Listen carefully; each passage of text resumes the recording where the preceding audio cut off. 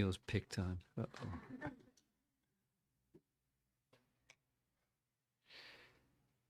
Nama Om Vishnupadaya Krishna Prasthaya Bhutale Shivate Bhaktivedanta Swamiditi Namide Namaste Saraswate Deve Gauravani Pracharine Nirvisesa Sanjavadi Paschatya Desatarine Jaya Sri Krishna Chaitanya Prabhu Nityananda Shri Advaita Gadadhar Shivasadi Gaura Bhaktivinoda Hare Krishna Krishna Krishna Hare Hare Hare Rama Rama Rama Hare Hare.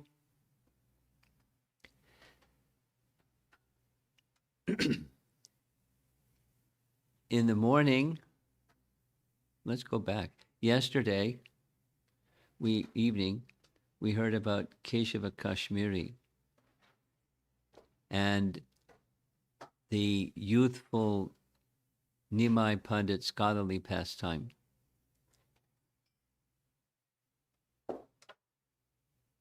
And now we're here this morning. What was our topic this morning? It was too long ago, you can't remember. Kolovich or Sridhar and Maha Prakash Leela. Were you there for the Maha Prakash Leela discussion? Were you there? I think so. Yeah, okay. Maha means prashadam, right? Maha means great, and prakash means to manifest. So he manifested the pastime at the house of Srivas, where he revealed to everyone, or confirmed to everyone, because there was a little discussion afterwards, he confirmed his divinity in different ways. In different ways. Pretty ecstatic way he revealed to Kolovich or Sridhar. So now we're going to go back, because that's when he had manifest his pastimes of chanting. So we're going to go back a little bit to his first meeting, Ishvara Puri, which happened before he manifested his Sankirtan pastimes, the Mahaprakash Leela. So who is Ishvara Puri? Ishvara Puri is introduced in Chaitanya Charitamrita as being a complete contrast to Ramachandra Puri. There was another prominent disciple of Madhavendra Puri that's mentioned, Brahmananda Bharati. So there may have been more, but those three are prominent ones. And Ramchandra Puri was on the dark side, and Ishvara Puri was on the bright side of Madhavendra Puri's disciples. There's a very lengthy description of Ramchandra Puri's tendency to vilify, find fault. And one of the things before even he went to Puri was finding fault with people, their habits of eating.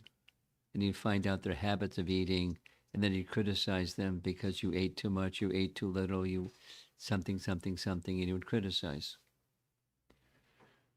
So in the case of his guru, Madhavendra Puri, he was criticizing Madhavendra Puri.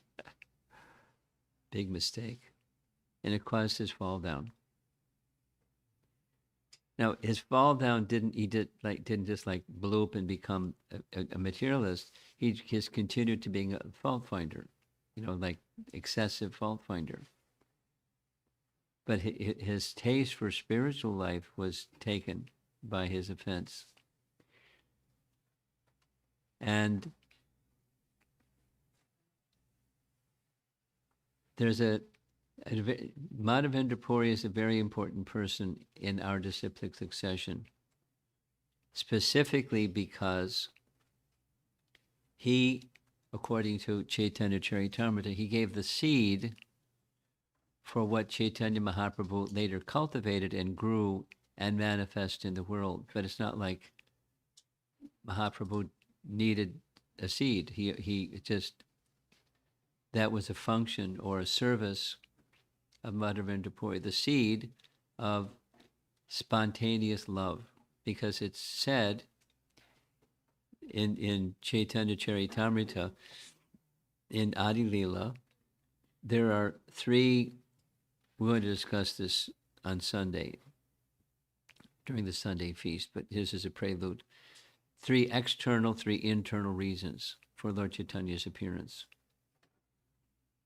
And part of the internal reason was Mahaprabhu came, well, he came to give the experience to everyone of the chanting of, through the chanting of the holy name, to come to the platform of spontaneous love. From sadhana to raga bhakti, sadhana bhakti to raga bhakti. So Madhavendra Puri gave the seed, and he passed the seed on to Ishvara Puri. We'll hear some more about Ishvara Puri as we go along this evening. And he was carrying that seed, and in effect, he gave that seed to Chaitanya Mahaprabhu, Madhavendra Puri, Ishvara Puri, Chaitanya Mahaprabhu. Conversely, Chaitanya Mahaprabhu, receiving initiation from Ishvara Puri, the biographies are consistent. He gave initiation to Ishvara Puri. Or when it came to receiving his mantra diksha, the 10-syllable mantra, Nimai Pandit leaned over and said, "Is this the mantra that you should give me?" And he whispered the mantra. He initiated Ishvara Puri. He said, "Yes, that's a good mantra." So, I'm going to read, I'm sure you're familiar with this verse, at least those who have been a little familiar with Chaitanya Charitamrita. This is the verse that Ramchandra Puri was criticizing him for. Why are you reciting this verse? It's a mood of the gopis, or even specifically the mood of Srimati Radharani, in the feelings of separation from Krishna in Vrindavan. That's the mood. And he said it over and over and over, and he became absorbed in that mood. That was his mood. And he left this world in that mood. So,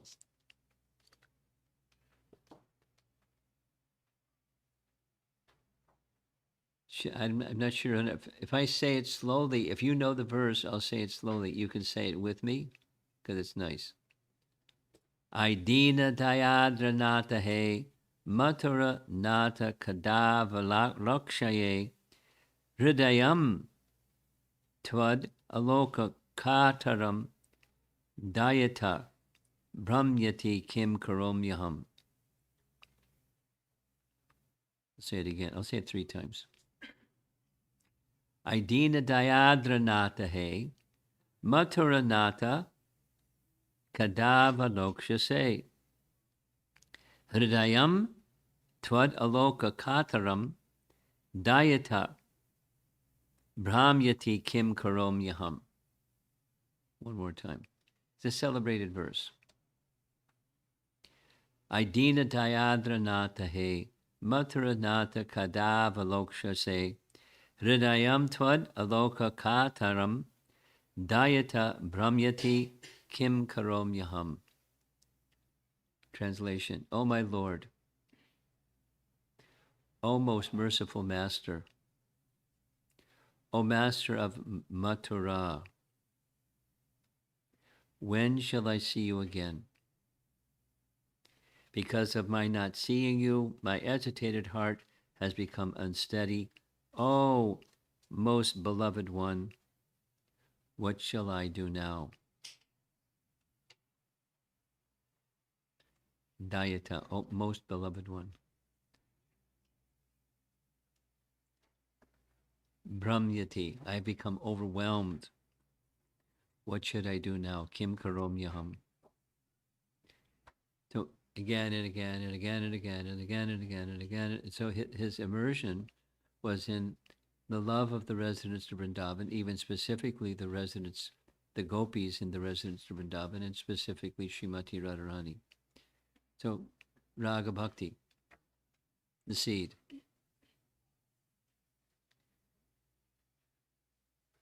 And when Ramchandra Puri came to visit his guru, he heard him saying this again and again. And why are you saying this? Where's the standard mantras? What's wrong with you? Kind of mood. And that was the wrong thing to do. Madhavendra Puri said, get out of here. If I die seeing your face, surely I'll go to hell. You can go wherever you want, do whatever you want, just leave. And then the commentary says, and he fell down. No, he didn't fall down and became a mlecha, meat eater type. He just became spiritually deficient. That kind of falling down. And in the course of his travels, he went to Puri, and he found fault. First, you eat too much, then you don't eat enough. Aha, you're eating sweets. I see ants crawling on the floor. He's just fault finder. So this is this offense. That's what happened. In contrast, Ishvara Puri was in constant association to assist Madhavendra Puri in going deeper and deeper into his mood. And specifically, the Chaitanya Charitamrita says he would clean his stool and urine, meaning, he was like the janitor, or he would do any menial service. And not just what he did, but the mood with which he did what he did. He received a blessing. And the blessing was, may you develop pure love for Krishna. May you obtain the wealth of love for Krishna. And with that blessing, sure enough, that's what happened. So that's a little background on Ishvara Puri. There's two sections where one is the first time they meet, and the second section is Nimai Pandit receiving Diksha from Ishvara Puri.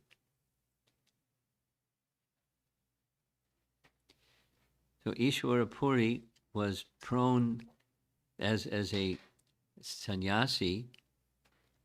That Puri is a title. It's a title of the sannyasi. The different sannyasis have different titles, and it's not like we do in our ISKCON. There's lines of authority where one's sannyas mantra may come.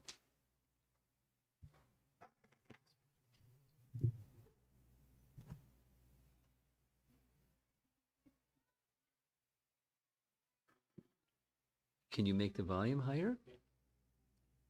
You can try. You happy now?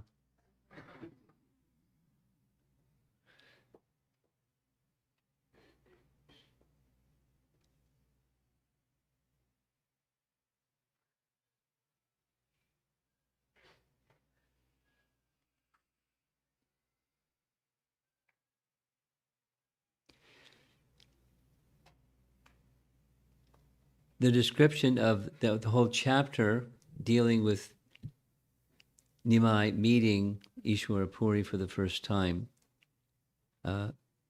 it's very nice. So remember, this is before he began his pastimes as a devotee. He's a Sanskrit scholar. Specifically, he's a grammar scholar. And one of the things that grammarians do, it's part of the rules of grammar, is understanding the root meanings of words. The plural, there's different root meanings of words. And then you put the root meanings of the words together with other prefixes and suffixes and other words, and you can derive meaning. So you need to know there's a part of vyakarana is learn logic of how you can take a meaning and it can be this. So poetic expression involves direct meanings and indirect meanings and understanding rules of how you can compose something with a direct meaning and an indirect meaning at the same time, etc. So he was really good at, because he's the personality of Godhead. And one of the things that he did as a young scholar is he would challenge people. He'd confront people and ask them a question, please answer this. And they would give an answer, refute their answer. And then after refuting their answer, he'd refute his refutation and give another answer. And it went on and on.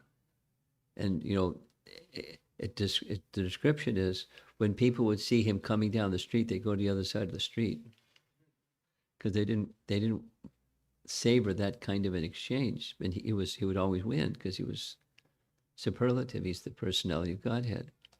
But wrangling, so with his scholarship, not pridefully, playfully, engage people in debate and defeat them and smile. Not pridefully, but that was just his play. And there's this nice description that one of the persons who stayed away from him was Mukunda. Now Mukunda, we'll hear about Mukunda later, but there are different Mukundas.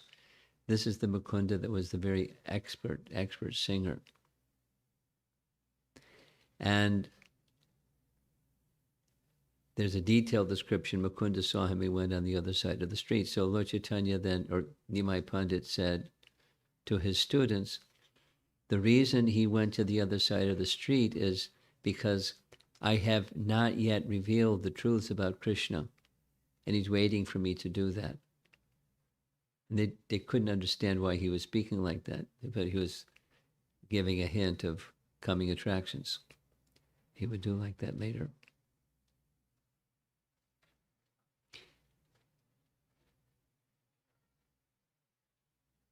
The whole scene in Navadvip at that time was, as mentioned in the morning session, very scholarly. It was a seat of high learning. Many, many, many brahmanas came from many, many different places.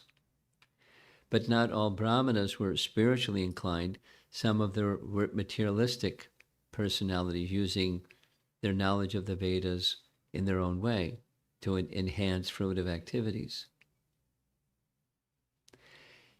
Some persons in Navadvip were simply atheists, and some persons were just worldly people. So the description is they each had their own perception of Nimai. The scholarly people saw him as Brahaspati. The materialists saw him as Yamaraj, the Lord of Death. And the very simple people, they saw him as Cupid personified because he was so darling and attractive in his golden feature. So he would move about. Whenever he would move about, there were generally many students traveling with him because he was so attractive to listen to and fun and funny and brilliant. And so these are young students attracted to such a teacher. Although he was young in age, he wasn't the old fellow teacher. He was like them, young, but very, very qualified.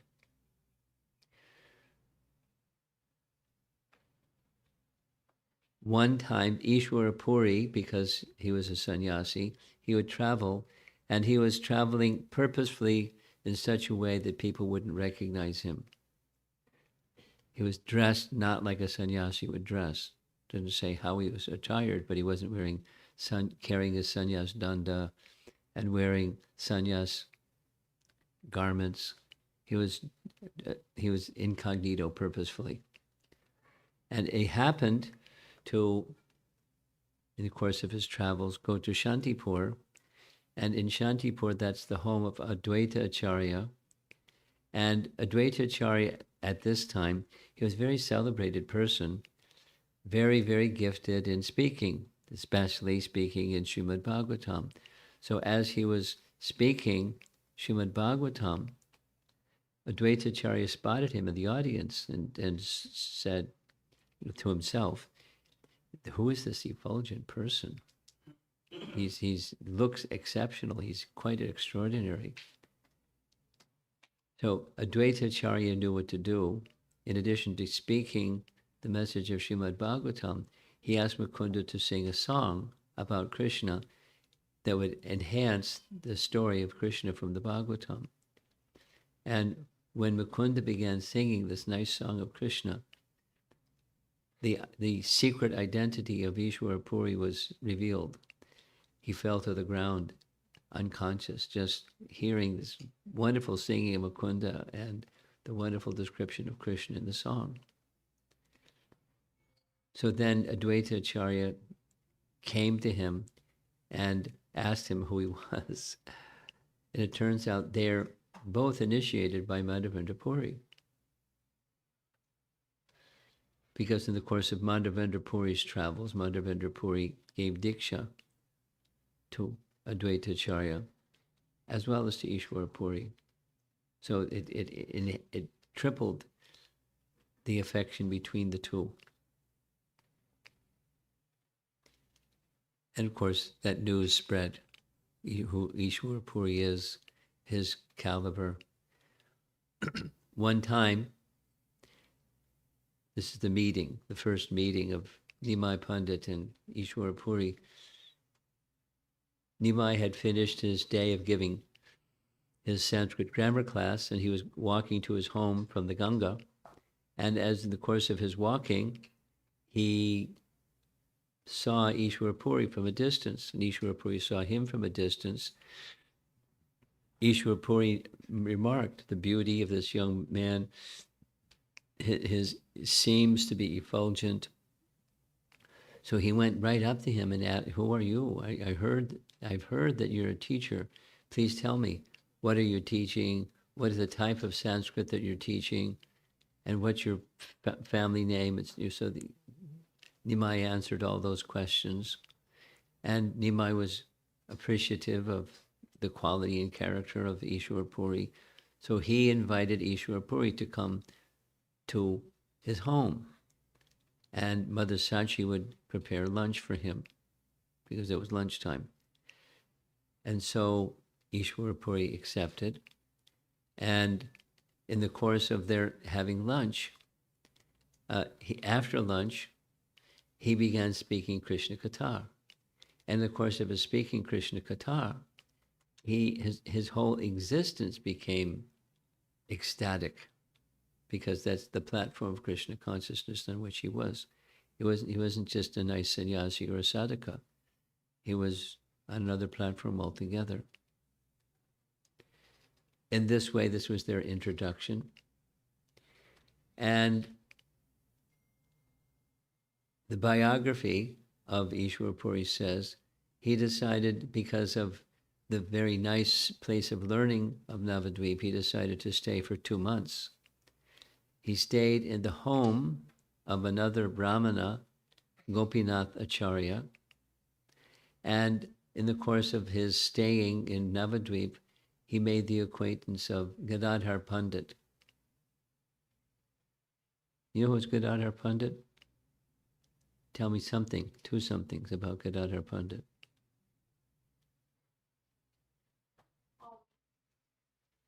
I don't know very detailed about him. Whatever you know, say whatever you know. He's one of the people on the altar. That's right. That's a good one. Gadadhar Pandit on the altar, Sri Krishna Chaitanya, Prabhu Nityananda, Sri Advaita, Gadadhar, and then Shivas. So we discussed about Shivas this morning. Now, when Krishna is on the altar, to his left and to his right. To his right, Balaram, right? Krishna, Balaram. Balaram is to his right, correct? Nityananda, or Krishna Balaram, or Gaura Nitai. And then to his left, who is on Krishna's left? Radharani. So Gadadhar is Radharani. Gadadhar is the Shakti of Shaktiman. Although in that form, that's his identity. And there's another something about Gadadhar. From childhood, Gadadhar was very calm. Calm in mind, calm in mood, calm in spirit, very sense-controlled, very well-composed young man, young boy. And because of his nature, Gadadhar Pandit, he was a Brahmana and had that very composed, controlled, austere, renounced spirit. Ishvara Puri really liked him. And so every day, Ishvara Puri had written a book. And he trained Gadadhar Pandit every day, giving him teachings from his book.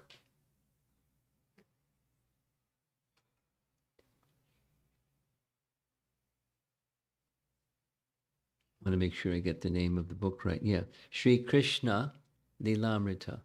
Sri Krishna Lilamrita was the name of his book. And Nimai also attended that discussion, so it went on every day, every day, every day. And in course of time, affinity grew not only for Gadadhar Pandit and Ishvara Puri, but Nimai and Ishvara Puri. So Ishvara Puri made a request. This is nice instruction. He made a request. Can you do some service?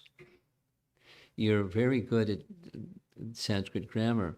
Can you take this book and the sections that we discuss each day, you identify if there's some editing that's needed, some mistakes that need, because technical things may need some technical adjustments.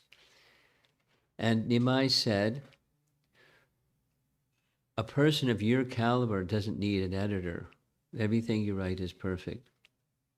And second, because the topic's about Krishna, even if there are mistakes, there's no mistakes, because it's about Krishna. And so anyone who would try to edit or correct mistakes made by you is an offender.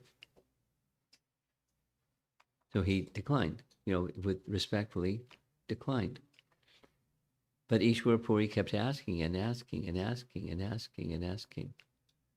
So finally he said, okay, reluctantly. And day after day, for 2 months, day after day after day, no corrections. One day he gave a correction. The detail is given in Chaitanya Charitamrita, not in Chaitanya Bhagavat. And Ishvara Puri said, let me think about it. Interesting comment. The next day he said, no, the word that I used was right. It should be this and not that for these reasons. Now, prior, just recall, Nimai Pandit was expert at debate. So expert at debate, he would make a statement, ask somebody to refute it. They couldn't refute it, then he would refute it. And then he would refute the refutation and make another statement. So he was like really good with words and logic and argument. For the first time, he was defeated. Something like Prabhupada said the first time he met Bhaktisiddhanta. He would always be victorious in discussions. But when he had a discussion with Bhaktisiddhanta's words were so compelling, he was happy to be defeated. So Nimai said nothing. Prabhupada has explained, when you say nothing, it means you're defeated. So if you don't want to be defeated, keep talking. Nimai was defeated by Ishvara Puri in that particular exchange. And after the 2 months were over, the way the chapter ends, it was time for Ishvara Puri to move on, and he moved on. So much later, when Nimai, now we're fast forwarding, and Nimai is desiring to reveal himself beyond the Maha prakash Leela. He wants to reveal himself and establish the Yuga Dharma. We had this lively discussion in the morning session about Yuga Dharma. So he wanted to reveal it because he was already chanting, but he wanted to, like, in a formal way, establish the Yuga Dharma throughout the world, or at least throughout India. And so he decided to receive initiation. So the method that he used for receiving initiation was a pretext. This was a nice word that's used. It's not cheating. I mean, we can say he was cheating. It's a pretext. The pretext was he was going to perform a ritual that's done commonly for karma kanda people. They go to Gaya and perform shraddha to their departed ancestor. It's a ritual. It's a standard ritual. And so he made a plan like that. And his many students wanted to go with him because they were attached to him, Nimai Pandit. So in the course of their travel to Gaya, he got a really bad headache. And they tried this and that, and no physician. Nimai said, what will cure my headache is to drink the water washed from the feet of brahmanas. Now, what brahmana is going to want to give wash water from their feet to their teacher to drink? So they were reluctant, but he insisted, and the commentary says he wanted to teach something. That he wanted to teach the importance of brahmanas in society, the importance of respecting brahmanas in society, the importance of washing the feet of brahmanas in society, as a cultural point. Respect for brahman, being a qualified brahman, there's a whole discussion, not just by birth, but by quality. Society should value such persons who have that quality, the quality of a brahmana. And then when his fever was cured, they went on to Gaya. And there's standard procedure which is identified in Chaitanya Bhagavat. There's steps and steps and steps and steps. So one of those steps, there's this place called Punnapam, and their rituals for the departed ancestor are performed. Next, there's a particular kund or bathing place, Brahma Kund. And he took his formal ceremonial bath in Brahma Kund. And then he went to the next place, which is the footprints of Gadadhar, not Gadadhar Pandit, but Gadadhar, the form of the Lord. And I don't know if you've seen photographs. Giant, really big. It's flat, and then depressed into the stone is this giant left-right foot imprint of Gadadhar. And many Vaishnavas go and offer because Gadadhar is a form of Lord Vishnu, and they offer their respects to Lord Vishnu. And then next, he reached Gaya, where he did some other rituals of oblations to the forefathers. And then he was cooking to make an offering to the Supreme Lord. And the prasadam, after being offered to the Supreme Lord, the benefit was to go to his departed soul of his father. Just while he was cooking, it so happened that Ishvara Puri was also in Gaya at the same time. So Ishvara Puri came and he recognized his former student, or Nimai Pandit. Immediately Nimai Pandit, after offering to Vishnu, he offered the prasad of Vishnu to Ishvara Puri. And in the course of their exchange, Nimai requested Ishvara Puri to give him formal diksha. Now remember, there's a number of students with them. These students didn't also make that request, but Nimai asked that request. So initiation at that time is different than ISKCON initiation. It's similar but different. There was no Harinam initiation and a name. And then second initiation with Gayatri mantras and etc. It's just one diksha and a name. And so Ishvara Puri agreed, and some rituals were arranged. And when it came time for giving of the mantra, as I mentioned already, Nimai leaned over and whispered in his guru's ear, "Is this the mantra you'll be giving me?" And spoke the mantra. It's a detail, but it's a nice detail. Essentially giving diksha to his spiritual master of that particular mantra. And then his spiritual master gave him his mantra. And immediately a total transformation took place. And he began feeling ecstasy of love of God, because within the mantra everything is there, and he felt it. And his mood, remember at this time he's married, he didn't want to become married.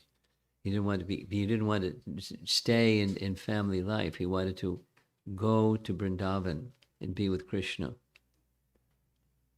Like this nice verse that we heard earlier that Madhavendra Puri was reciting again and again, that same mood erupted in Nimai Pandit. The name, after some careful deliberation, the Diksha name was Sri Krishna Chaitanya. His guru, Ishvara Puri, gave him that name because he was always chanting Krishna's name, Sri Krishna Chaitanya. It's a detail, but it's a nice detail. Chaitanya is normally a brahmachari name. So the name is stuck, Sri Krishna Chaitanya. And when the devotees heard that Nimai is now Sri Krishna Chaitanya, they just went mad. Sri Krishna Chaitanya, Sri Krishna Chaitanya, Sri Krishna Chaitanya. Like in a daze.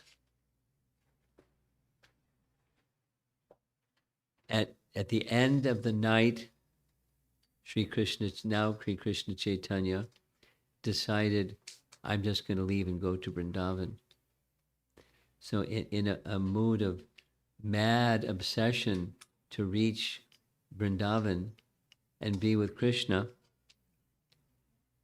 the Chaitanya Bhagavat says, his repeated phrase, very similar to Madhavendra Puri's, "Oh dear Krishna, oh dear child, where will I go? Where will I meet Murali Vadana?" Krishna, who's the player of the Murali flute. And he started not just walking, but running. And he could run fast. And he was running and running and running, and he heard a voice from the sky. Not yet. Don't go to Vrindavan yet. You have a mission. Your mission is to deliver this love of God to the world. So go back to Navadvip and begin your mission there. The voice from the sky indicated like that. And he took the message, it sobered him, and he went back to Gaya. He took permission from Ishvara Puri to go back to Navadvip and carry forward this teaching of giving the name of Krishna to one and all. Ishvara Puri was very pleased. Now, stepping back from the Leela, there are many things. One of the many things is by example showing that one must, is not optional, abhigachet, one must receive the mercy of Guru. So he received mercy of a qualified Guru. The qualified Guru was Ishvara Puri, who received his qualification from Madhavendra Puri.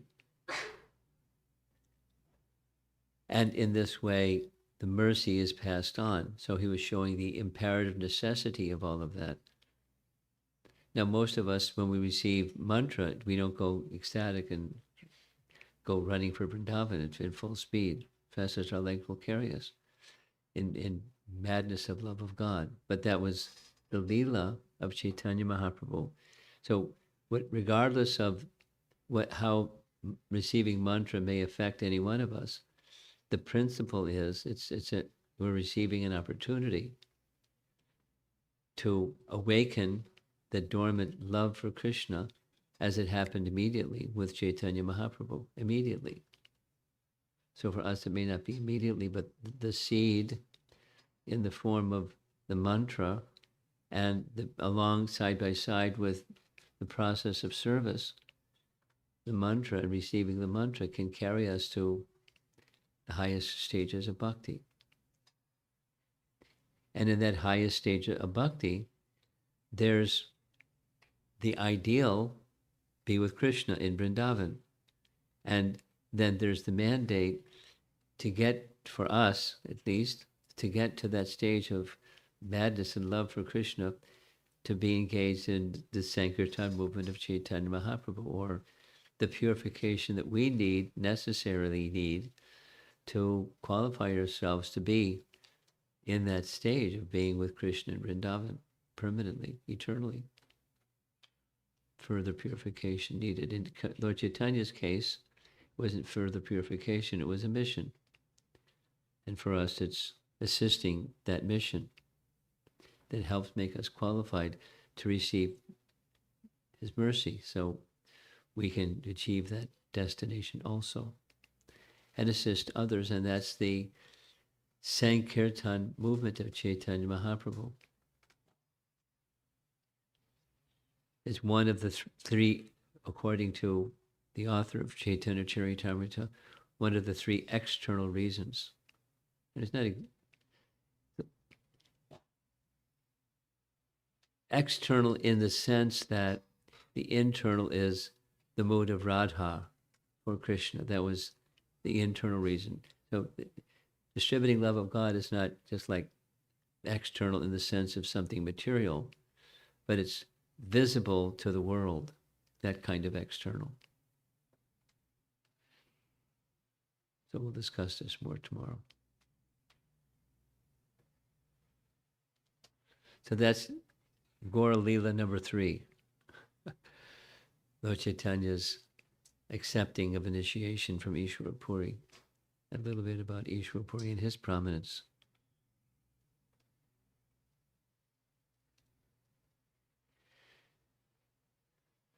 So let's see if there's some discussion.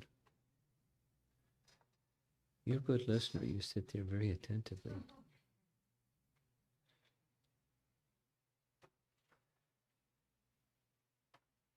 And again, my experience with young people, like there's young people in the audience, it's hard to stay focused.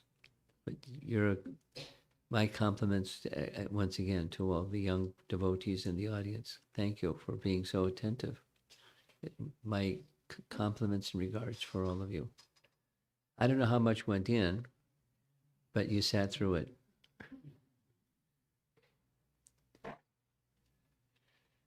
Any discussion?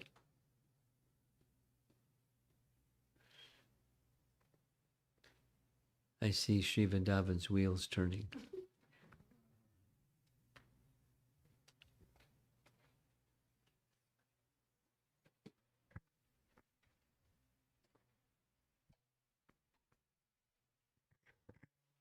Hare Krishna, Guru Maharaj. There was a comment and then there was a question.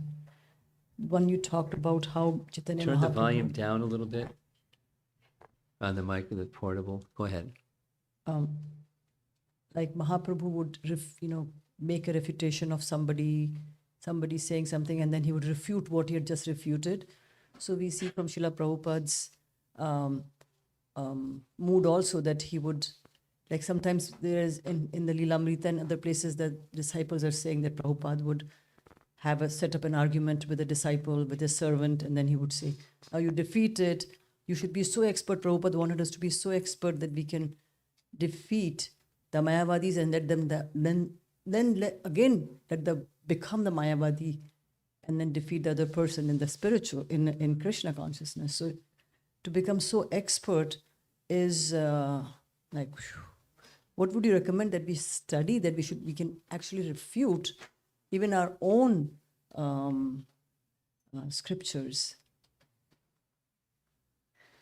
Well, it's not the scripture, it's the Tattva. the angle of vision of what the scripture says. And it's not always refute the angle of vision what the scripture says to people that may be opposed to what the scriptures say and then refute.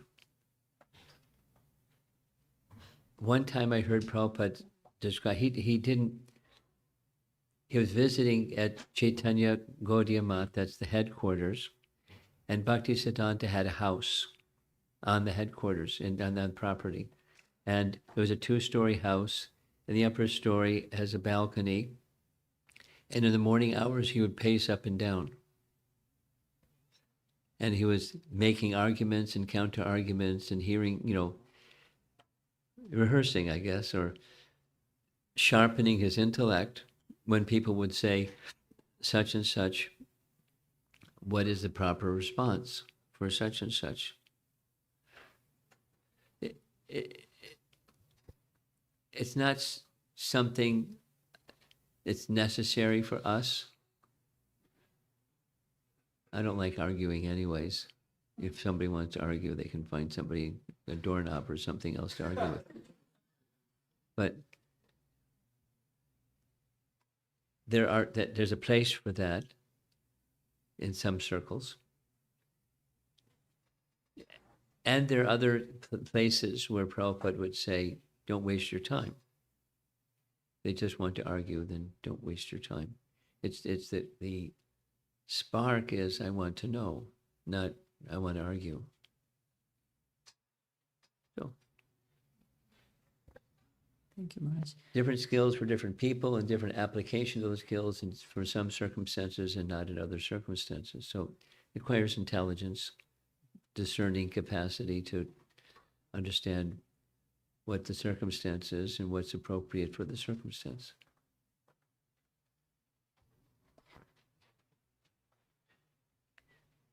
Maharaj, actually, that was a comment.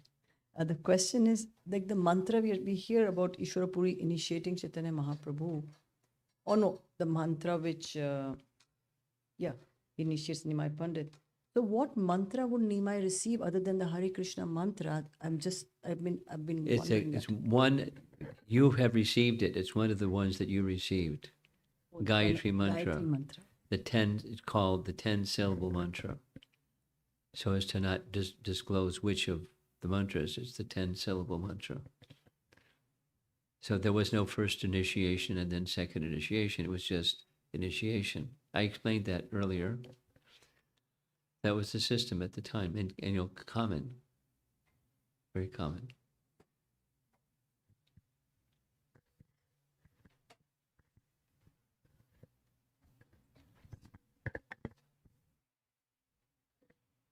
Oh, your father had something? No. You look very pensive. Okay.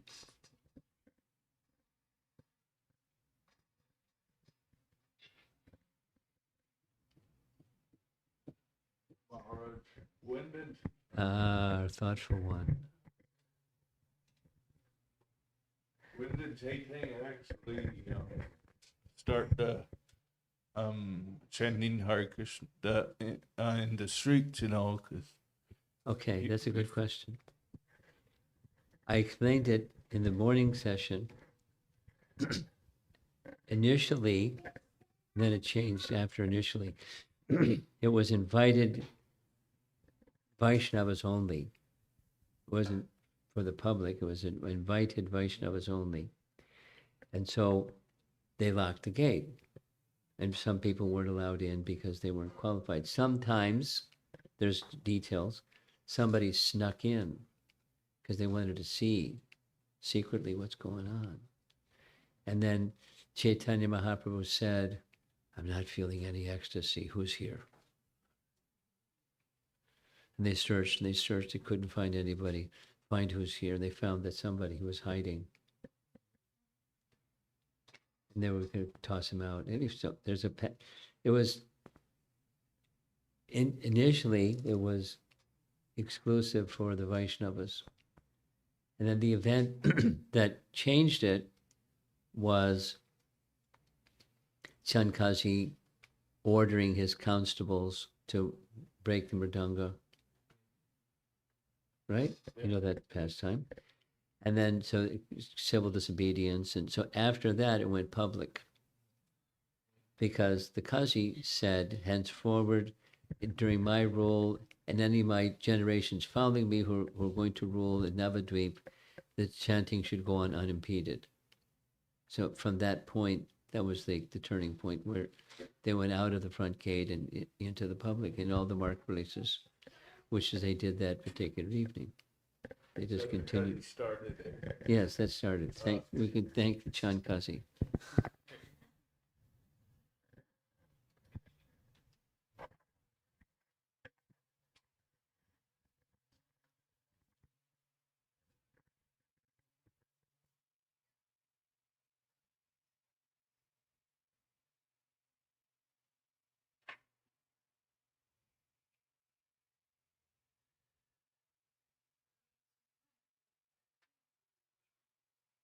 Yeah, I was waiting.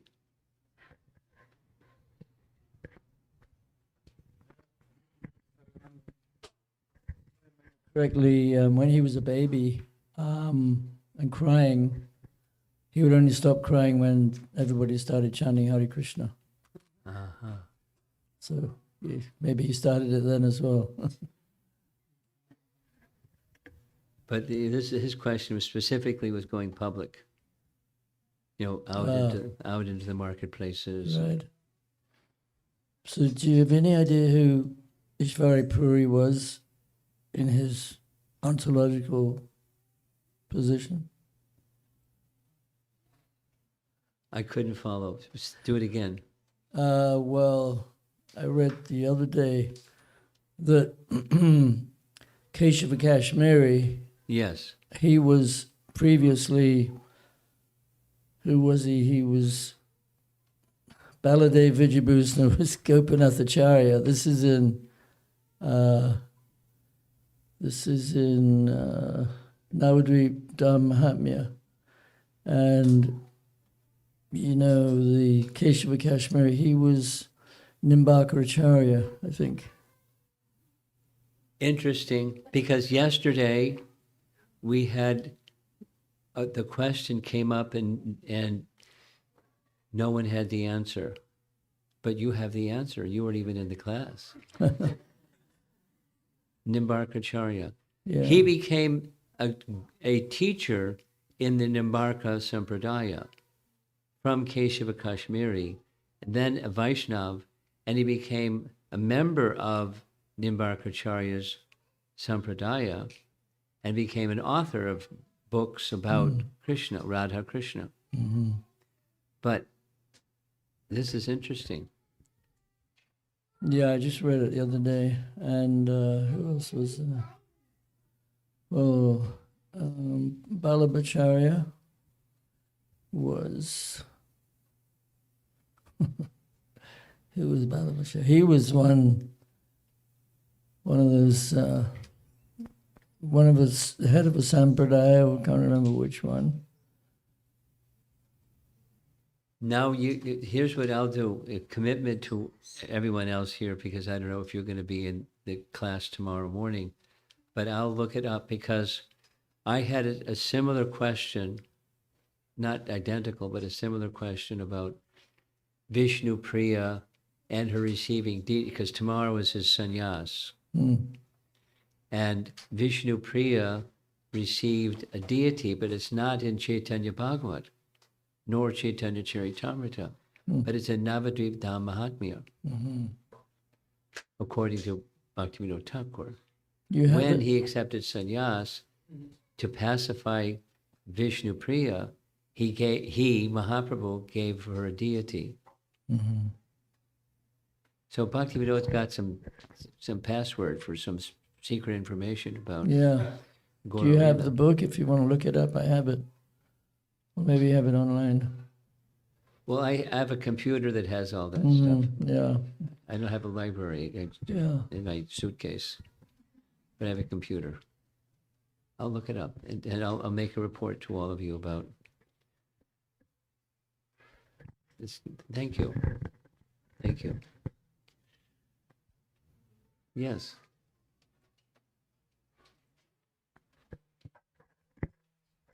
Hare Krishna Maharaj, thank you for your class. Good job. You're hired. You get some extra prasadam tonight. Go ahead. Maharaj, we understand how there's this question triggered from when you were talking about the internal and external reasons of Mahaprabhu's descent. So we understand how there's this progression of how our philosophy or Vedic philosophy, there was Vedic tradition was kind of altered, so that's why Buddha had to come to give a certain Buddhist philosophy, and then Shankaracharya had to come to give the Mayavad philosophy, and then Madhvacharya came to give the dualistic perspective, and finally Mahaprabhu gave the perspective Achintya Bheda Bheda Tattva. So, we see this progression of how philosophy or thought is kind of developing. And that's one perspective. There's other perspectives, but go ahead. Just through that perspective, I was wondering, does it end there, or do we expect more in the future in terms of another perspective?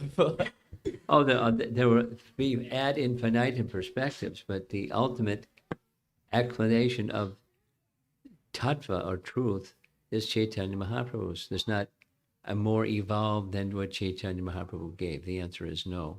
There will be other perspectives for sure. Wait a while.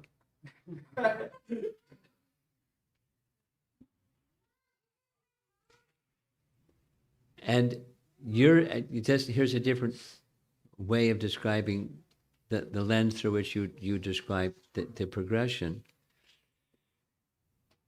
This is Kali Yuga. And in Kali Yuga, people have jivas' desires become distorted away from the absolute truth. So because of their distorted desires, the Lord reciprocates with their distorted desires, and he facilitates. And then there's a pushback from that, and it becomes this, then a pushback from that, it becomes this. It's It's the turmoil of Kali Yuga on display. And so the Lord makes arrangement for that turmoil that's now on display to take shape. And there's a leader or a proponent of this brand, and then that brand, and then that brand. And then, people today come along and they don't know all that branding of things. They get perplexed because it's just part of Kali Yuga. So it doesn't make it easier for followers of Lord Chaitanya, to take the teaching of Achinta Beta Beta Tattva and have people feel good about it. But it's not like it's one way is, as you said, evolving, but another way is just reciprocating according to the distorted desires of living entities. Frustration, voidism. But wait a minute, you rejected the Vedas, so let's put the Vedas back in place. Anyway, and people really like that one. Yes, Adikarta.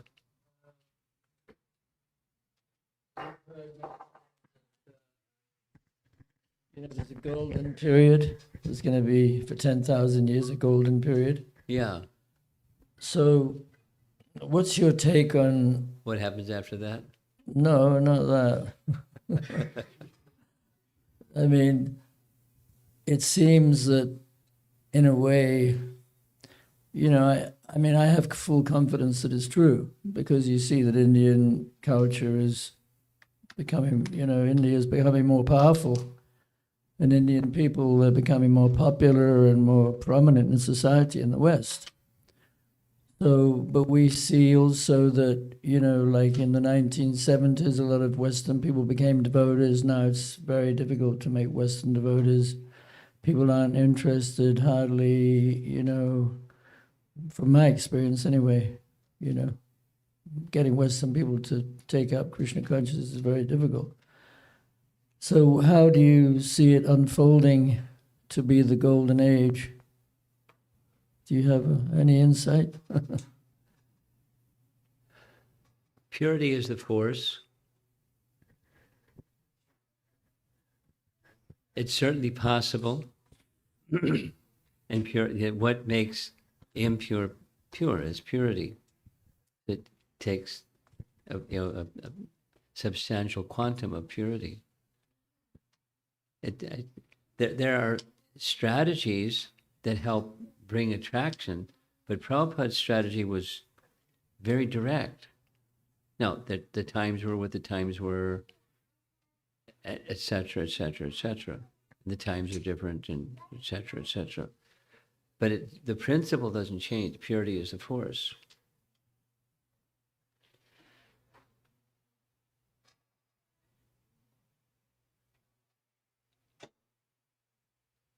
There are persons, here's for example, there are persons who have an interest in spirituality, but it's kind of all over the place. And so they can't make a commitment to anything because it's all over the place.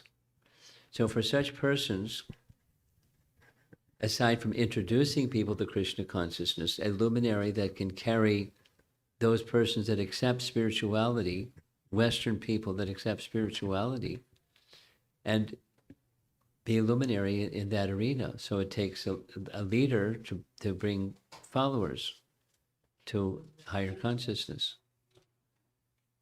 So what we can, you and I and all of us in this room and everybody outside this room can do, Hare Krishna devotees can do, is strive for purity, because individually and collectively, that's the force that can transform. I see that there are a lot of signs that it would seem that people are evolving to become more in the mode of goodness. Like, we had the slave trade 200-300 years ago, and now, people are pulling down statues of slave traders. Or, more people are becoming vegetarians. So there is a shift, but as far as people, The root needs to be, because mode of goodness is, and give that one some time and it becomes very unusual without going into some details. Very unusual. So rooted in the spiritual conception, my confidence is purity of the holy name. Chanting with purity has that power. And so that can make one powerful in order to have that purity to bring transformation. And it's not like, a new technique or something. It's an eternal principle. Chaita Darpana Marjanam. I just a little sharing because it's nice to share. I've been listening to the little playback device of all of Prabhupada's recorded material in a little machine. So lately I've been hearing Prabhupada's in London, 1973, July, August, 1973. He stayed there for a long time, and different persons, and he had a different approach, slightly different approach with different persons, but the theme kept coming back to purification through the chanting of the holy name. I mean, one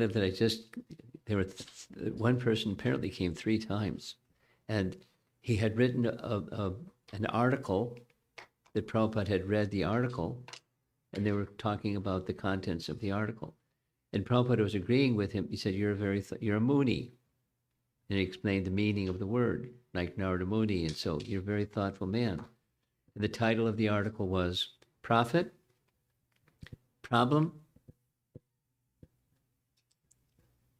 Pollution. And the man was focused on how to get freedom from pollution. And Prabhupada said, Hare Krishna. Then he kept asking, like he didn't get it. But can you please explain to me how chanting Hare Krishna is going to deal with pollution? Because he meant the other kind. And Prabhupada was fixed. The root is pure consciousness. Without pure consciousness, you're going to have pollution. You're going to have chaos. You're going to have Kali Yuga getting ramped up. So how do you attract Western people? Purity. By the chanting of the holy name. And there are different ways of chanting the holy name, but the chanting of the holy name, in principle. It's faith in the holy name. He had that faith, and that's what he did, and it worked. And that was his purity. But, there are many other things that went along with that purity, of course. But purity is the force. Preaching is the essence, etc.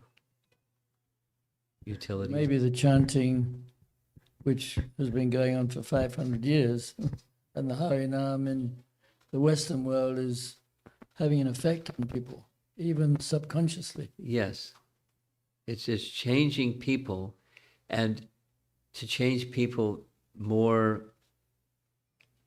directly to the feet of Krishna, that medium is the same, and then the individual carrying that consciousness, because some people chant Hare Krishna as, it's a show, not with purity.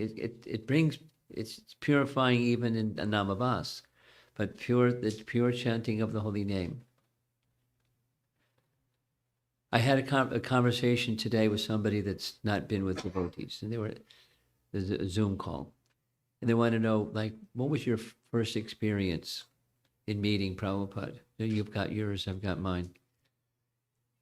So in short, it's a longer version, but the short version is, Prabhupada was visiting on campus where I went to college, and I didn't know who he was. I didn't know what Bhagavad Gita was. I didn't know anything about anything. I was just a, zoned out college kid. looking for success, the way you're supposed to be successful. Walking through the student union, there's a big crowd of people outside the Millard Fillmore room, and I'd never seen that before, so I kind of wiggled my way through the crowd at the door and went inside, and there was Allen Ginsberg playing the bongo drums, and I recognized him from this photographs of this great celebrity poet, and there's another person who I didn't know who he was. But Prabhupada was singing, and Allen Ginsberg and the audience were responding, and they were up and dancing, stoned out on something or other, because that was Allen Ginsberg. It wasn't Prabhupada, but it was the Times and Allen Ginsberg. And the chanting went on for quite some time. People were too intoxicated to hear anything. So at the end, it was very simple. He spoke very, very simply and just invited people to go to the temple that's across the street from the campus. Little Rupanuga had a preaching center there. And it was it. And in retrospect, my life changed. I didn't understand it at the time, but in retrospect, my life changed just by hearing this, Lava Mantra Sadhu Sangha Sarva Siddhi Hoy. Just hearing his chanting. So purity.